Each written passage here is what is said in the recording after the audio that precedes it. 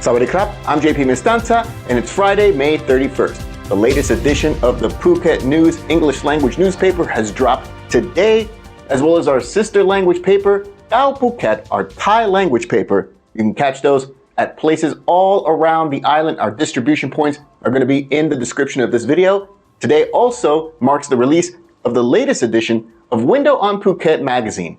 Grab yours at all locations around the island. You're watching Phuket Extra, brought to you by pvcphuket.com. A 37-year-old man is now behind bars in Patong in connection with an attack on his colleague at a hotel in which the victim was slashed in the throat with a knife on Thursday. The incident took place shortly before 1:30 p.m. on Thursday, with CCTV having caught the moment in which the 33-year-old victim, an employee at a hotel on Ratutit 200p Road in Patong, was being chased by the suspect, a fellow hotel staffer. The suspect caught up to the victim in front of the hotel, where the suspect, identified as 37-year-old Chaiwon Wirachu, pulled out a knife and slashed the victim's throat before fleeing on a motorbike, according to police reports. Authorities tracked Chayot's movements from there and confirmed he had gone to a house in Chalong where he was said to have disposed of the knife. Then he went to the house in the Ratada area of Phuket town where he was arrested by police just hours later at about 8 p.m. Chayot confessed to police that he not only was the man in the CCTV footage who attacked his fellow employee, but had disposed of the knife in Chalong and later showed them where he had disposed of it. The attack stemmed from an ongoing conflict between these two men, according to police, though no specific reason for the altercation was given. The victim is still recovering at Patong Hospital, as police have yet to confirm the exact charges that Chayot will face. For more, visit thephuket.news.com. In order to boost tourism numbers to the Kingdom of Thailand, the cabinet this week approved several new measures aimed at attracting specific travelers with new visa-free and visa-on-arrival schemes, including longer stays for students. And they've also reduced the level of compulsory health insurance requirement for retirees.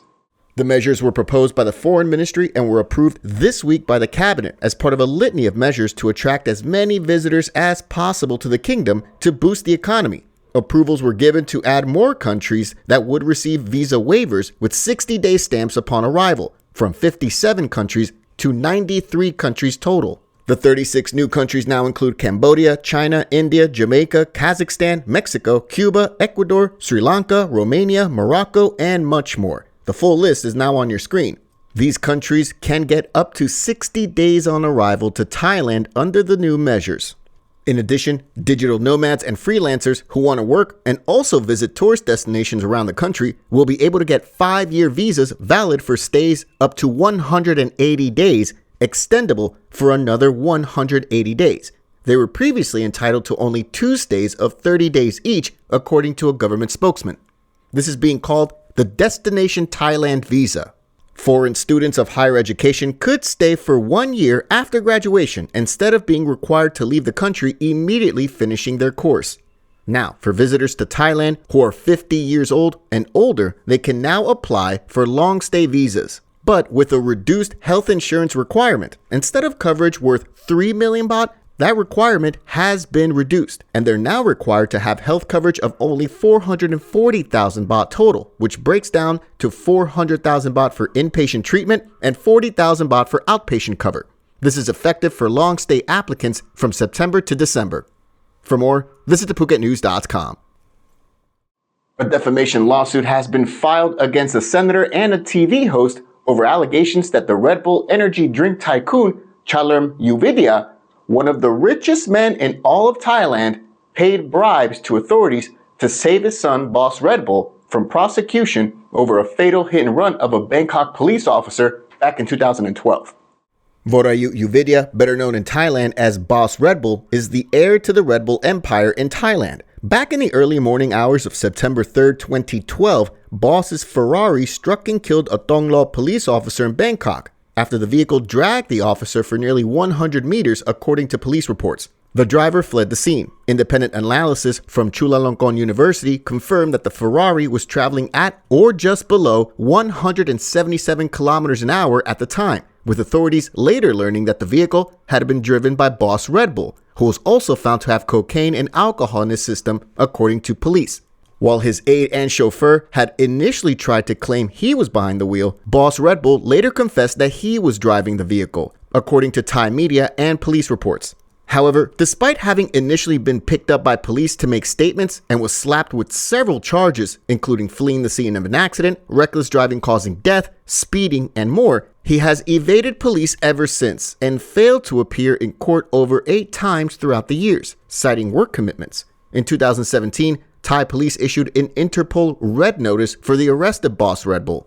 Still, he has not spent 1 day in prison over the fatal hit and run of a police officer. Since 2012, 12 years ago, several charges against Boss Red Bull have either been dropped or the statute of limitations had expired, and so far only 1 charge remains: reckless driving causing death, which carries a penalty of up to 10 years in prison and will expire in 2027. This week, Boss's father, Chalem Uvidya, filed a defamation suit against TV host Ubonrat Taunoi and Senator Police Lieutenant General Sanit Mahatavon, who is also a former Metro Police Bureau chief in Bangkok. And it's all over comments made that the family of Boss Red Bull had allegedly bribed authorities to save him from prosecution.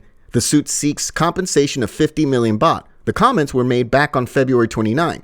The lawyer for the family said the allegation was baseless and distorted information, which has sullied the reputation of the Uvidya family, and they are demanding compensation in addition for them to issue an apology on all media, including a full-page newspaper ad for 7 consecutive days. For more, visit the link in the description.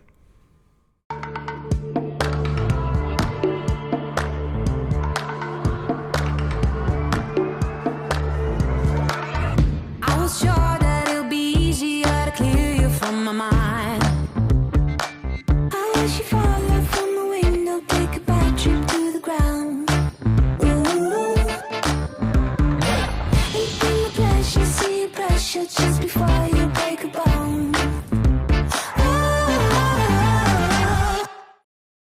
The now former national police chief, who was transferred to the Prime Minister's office in late March, he's set to report to the National Anti-Corruption Commission in early June to acknowledge a charge of failing to report 2 of his properties in London.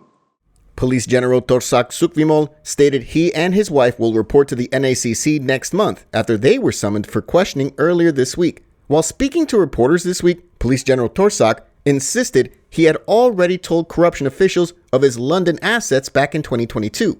The NACC initially summoned the couple for questioning on May 28, but they asked for a postponement until early June. The Bangkok Post reports that the NACC concluded that Police General Torsak and his wife had not declared 2 houses in London worth about 20 million baht. Earlier, the police chief said the properties were an investment of his wife.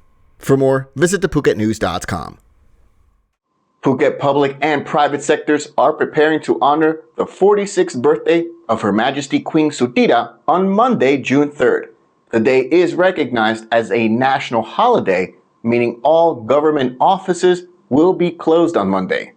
The events to honor Her Majesty's birthday on June 3rd will include offering alms to Buddhist monks and praying at the new Phuket Provincial Hall in the morning.